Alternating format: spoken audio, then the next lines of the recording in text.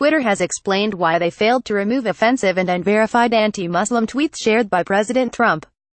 The site has claimed its decision not to remove violent fare at Britain First videos retweeted by the US president had nothing to do with them making global headlines.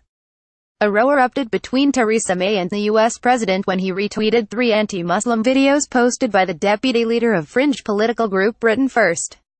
730,000 children given dengue vaccine which could make illness more severe. 2 featured violent scenes, including someone being pushed off a roof and another person being assaulted, leading Twitter users to suggest they breached the site's guidelines. One of the videos, which suggested the attacker was a Muslim migrant, was quickly identified as fake news. A previous statement from Twitter indicated the content was allowed to remain as it stoked debate.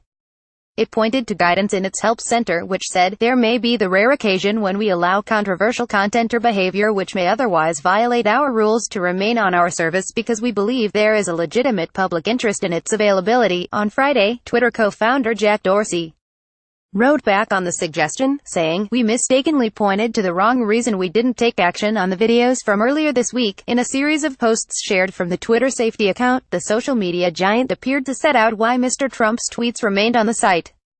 Waffle House customer cooks his own meal after finding staff asleep, it wrote. Earlier this week tweets were sent that contained graphic and violent videos. We pointed people to our help center to explain why they remained up, and this caused some confusion. To clarify, these videos are not being kept up because they are newsworthy or for public interest. Rather, these videos are permitted on Twitter based on our current media policy. We will continue to reevaluate and examine our policies as the world around us evolves.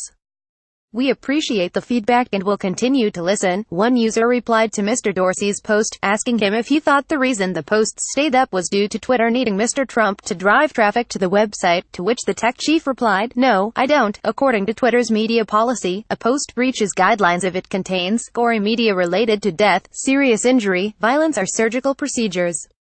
It lists examples including the moment someone dies, a gruesome crime scene or bodily harm, torture, dismemberment or mutilation." The Prime Minister previously said Mr. Trump was wrong to retweet videos posted by Britain First's deputy leader Jada Franson, which she condemned as a hateful organization dedicated to spreading division and mistrust. The extraordinary flare-up between the two key allies came after Mr. Trump responded directly to her assertion, originally made through her official spokesman, that his repostings had been wrong. In his usually petulant approach, he wrote, "At Theresa May, don't focus on me, focus on the destructive radical Islamic terrorism that is taking place within the United Kingdom. We are doing just fine. To view this video, please enable JavaScript, and consider upgrading to a web browser that supports HTML5 video." Mrs. May has since rejected calls to cancel his controversial state visit, despite an outcry from MPs, insisting she remained committed to the special relationship between the UK and US.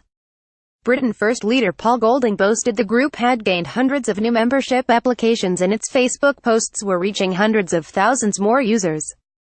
Franson, 31, from Penge, southeast London, is on bail facing trial over 4 charges of causing religiously aggravated harassment as part of a Kent police investigation into the distribution of leaflets and the posting of videos during a trial held at Canterbury Crown Court in May.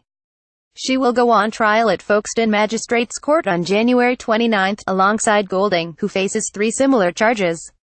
Franson will also appear in court in Northern Ireland in December, charged with using threatening and abusive language in connection with a speech she made at an anti-terrorism demonstration in Belfast on August 6.